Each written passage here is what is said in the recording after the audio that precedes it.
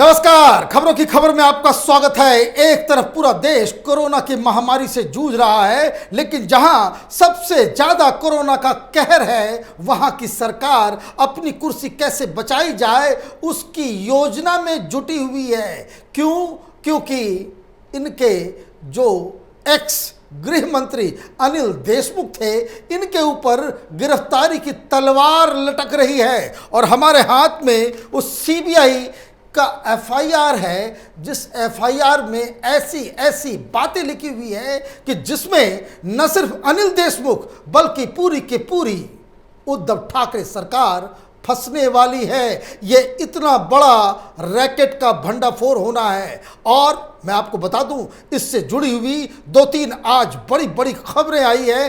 खबर ये आई है कि अनिल देशमुख के घर एक नहीं दो बार पुलिस की छापेमारी हुई है सीबीआई की, और ये आनन फानन किस तरीके से वहां पे एनसीपी के कार्यकर्ता विरोध प्रदर्शन करने उतर गए। और इतना ही नहीं, पुलिस वालों के पास जाकर के ये शिकायत दर्ज कराई गई है कि सीबीआई की टीम जो नागपुर में अनिल देशमुख के घर छापेमारी कर रही है, उनको पकड़ के क्वारंटाइन कर दिया जाए। वही कहानी, उसी तरह की बातें जब सुशांत सिंह राजपूत की मौत के बाद बिहार से एक आईपीएस ऑफिसर गया था तो उसे 14 दिन के लिए किस तरीके से महाराष्ट्र में क्वारंटाइन किया गया था, अब वही चाल वहां की सरकार चलाने वाली पार्टियां अपनाने जा रही हैं। और तो और एक और बड़ी खबर यह आई है कि क्या क्या चीजें हैं वो जो अनिल देशमुख के घर से उठा करके सीबीआई लेकर के गई है। ये सारी जानकारियां इस तरह की हैं, इतनी विस्फोटक हैं कि आप सुनेंगे तब आपको समझ में आएगा कि क्यों अचानक से ये तीनों की तीनों अलग अलग साइज के पहिए वाली सरकार में जो शामिल पार्टियां हैं, कांग्रेस पार्टी, एनसीपी और शिवसेना, इन्होंने अनिल देशमुख को बचाने के लिए कौन सी रणनीति बनाई है। दरअसल जैसे ही इन लोगों को तो ये इल्म नहीं था, इनको ये समझ भी नहीं थी कि महामारी के दौरान इस तरीके से सीबीआई इनके पीछे पड़ जाएगी। सवेरे सवेरे वो उनके घर धावा बोल देगी। ये बकायदा मॉर्निंग वॉक कर रहे थे तो मालूम चला कि जब वो घर पहुंचे मालूम चला कि भाई आगे सारे लोग, सीबीआई की टीम घुस गई। 10 घंटे तक जो छापेमारी हुई है वो 10 घंटे तक चली और उसमें लगातार कुछ लोग घर में सर्च कर रहे थे और कुछ लोग अनिल देशमुख से पूछताछ कर रहे थे। पूछताछ सिर्फ अनिल देशमुख की नहीं हुई है, बताया जा रहा है कि अनिल देशमुख के परिवार वालों से भी बहुत ही टफ सवाल किए गए हैं। बहुत सारे और जानकारियां तो इतनी है कि जो सीबीआई की टीम गई थी साथ में स्कैनर और प्रिंटर भी लेकर के गई थी, उसका भी इस्तेमाल हुआ है। सारी चीज़ों को लेकर के वहाँ पे जो पूछताछ हुई उससे एक बात तो समझ में आ रही है कि जो एफआईआर में जो बातें लिखी गई है वो और ज़मीन पे जो सीबीआई कार्रवाई कर रही है उसमें कितना कोऑर्डिनेशन है। मैं आपको बता दूं, जिस वक्त सीबीआई की टीम एक बार चली गई उसके बाद अनिल देशमुख अपने नॉर्मल किसी एक कार्यक्रम में जाने वाले थे, कहीं कोविड का कोई छोटा सा कोई हॉस्पिटल का उद्घाटन करने के लिए। लेकिन जैसे ही भी वहां पहुंचे मालूम चला कि उनके फ़ोन पे बताया गया कि जो सीबीआई की टीम गई थी रेड करके वो वापस आ गई है। मतलब ये दूसरी बार फिर पहुंच गई सीबीआई की टीम अनिल देशमुख के घर। 2.5 घंटे तक फिर छापेमारी की गई, कोई चीज़ छूट गया था, कोई जानकारी बच गई थी, फिर इनसे पूछताछ हुई। रात के 10:30 बजे वो उनके घर से बाहर निकली। और इस बीच नागपुर में क्या हो रहा था, पुलिस में कंप्लेन कर दिया गया एनसीपी की तरफ से कि भाई ये लोग जो आए हैं इनको क्वारंटाइन किया जाए। इन लोगों ने कोरोना के नियम का पालन नहीं किया है, जबकि सवेरे से खबर है, सबको मालूम है, देशमुख को भी मालूम है, उनके स्टाफ को भी मालूम है कि जो सीबीआई की पूरी टीम गई थी वो पीपीई किट के अंदर थी। और उसके बावजूद यहां बवाल मच गया। कई सारे लोग विरोध प्रदर्शन करने के लिए अनिल देशमुख के घर के बाहर खड़े हो गए। ये पॉलिटिकल वर्कर हैं या गुंडे हैं, लेकिन पुलिस को अपना कर्तव्य निभाना पड़ा, इन सबको गिरफ्तार करना पड़ा। तो मतलब ये है कि अपने नेता को बचाने के चक्कर में, अपना नंबर बढ़ाने के चक्कर में ये लोग खुद भी गिरफ्तार हो गए। लेकिन दिक्कत क्या है, ये जो अघाड़ी सरकार के अंदर जो हड़कंप मचा है उसकी वजह क्या है? उसकी वजह ये एफआईआर है, जिस एफआईआर में जो अनिल देशमुख के खिलाफ जो धाराएं लगाई गई हैं, जो बातें लिखी गई हैं, वो बहुत ही ज़्यादा संगीन है। इस एफआईआर में लिखा है, the preliminary inquiry prima facie revealed that a cognizable offence is made out in the matter wherein the then Home Minister of Maharashtra Shri Anil Deshmukh and unknown others have attempted to obtain undue advantage for improper and dishonest performance of their public duty।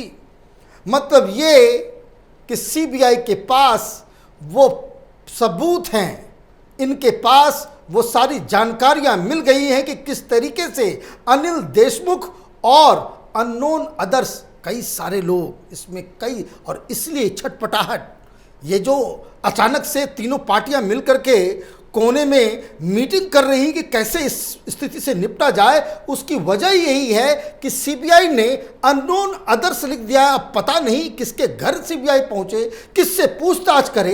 एक तो गिरफ्तारी हो गई इनकी और उसके बाद कोई और का भी गिरफ्तारी हो सकती है। इस बात को लेकर के अघाड़ी के अंदर चिंता है। और वो चिंता किस बात के लिए कि ये साफ साफ सीबीआई की एफआईआर में लिखा हुआ है कि they have attempted to obtain undue advantage. माने अनड्यू एडवांटेज आप उठा रहे थे for improper and dishonest performance.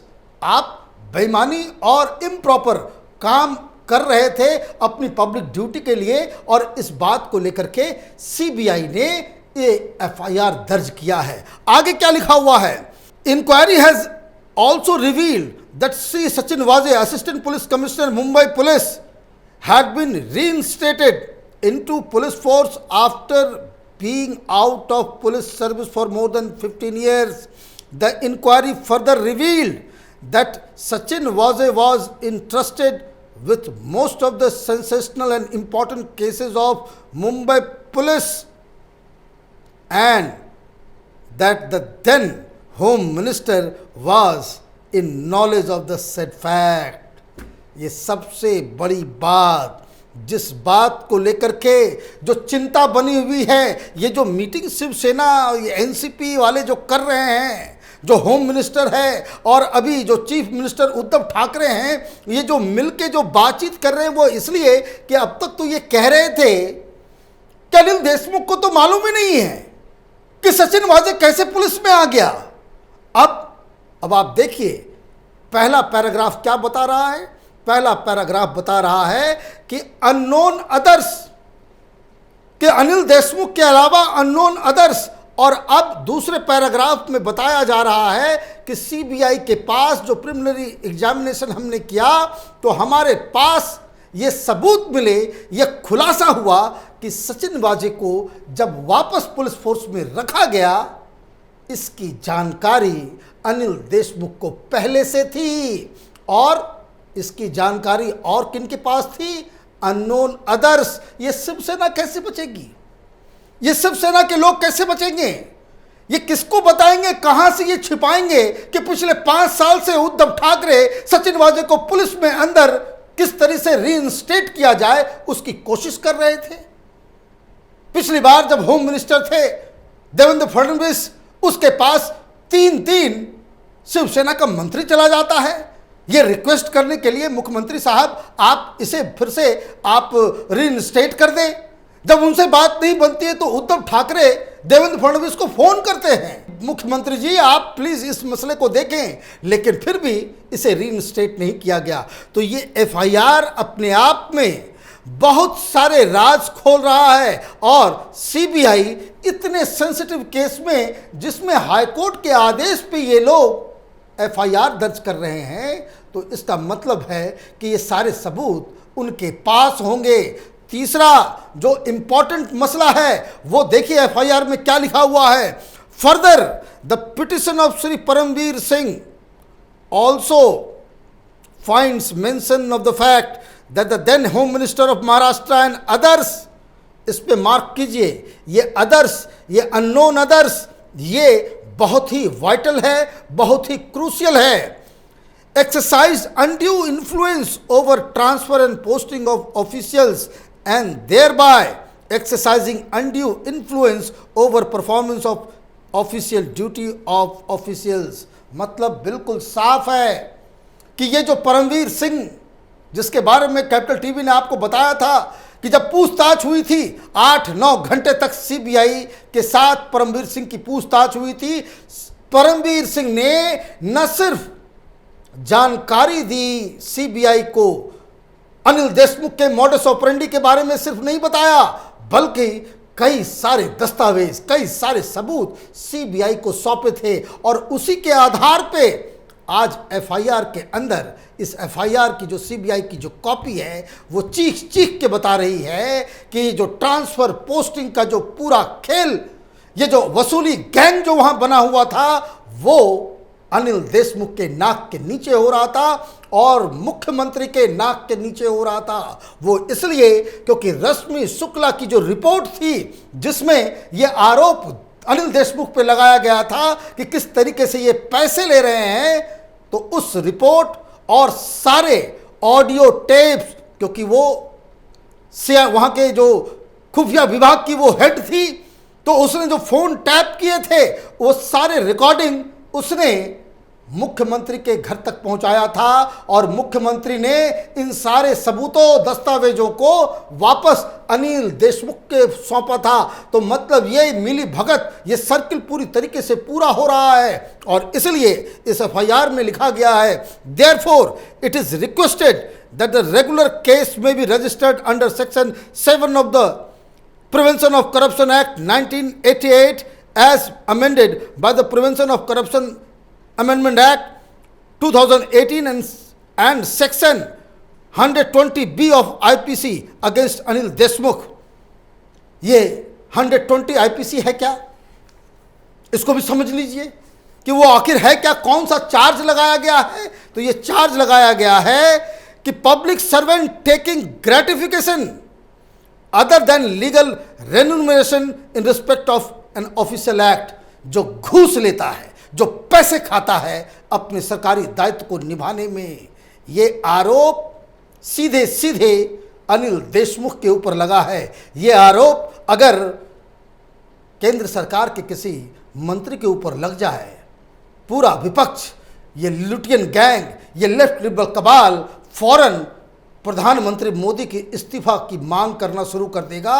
सिर्फ हिंदुस्तान में ही नहीं, वॉशिंगटन पोस्ट, न्यूयॉर्क टाइम्स, वहां आर्टिकल छपने लग जाएंगी कि ये एक भ्रष्ट सरकार है, मुख्य प्रधानमंत्री को इस्तीफा देना चाहिए। लेकिन सबके मुंह पे अभी दही जमी हुई है, क्योंकि ये जो भंडाफोड़, ये जो सीबीआई के इन्वेस्टिगेशन से जो खुलासा हुआ है, उससे एक बात तो साफ हो गई कि सीबीआई के पास वो सारे सबूत, वो सारे साक्ष्य अब हाथ लग चुके हैं, जिससे ये साबित होता है कि उद्धव ठाकरे की सरकार ये कोई जनता की सेवा करने वाली सरकार नहीं है, ये जनता को लूटने वाली सरकार है, अपनी जेबों को भरने वाली सरकार है, लोगों का शोषण करने वाली सरकार है, ये गुंडागर्दी मचाने वाली सरकार है।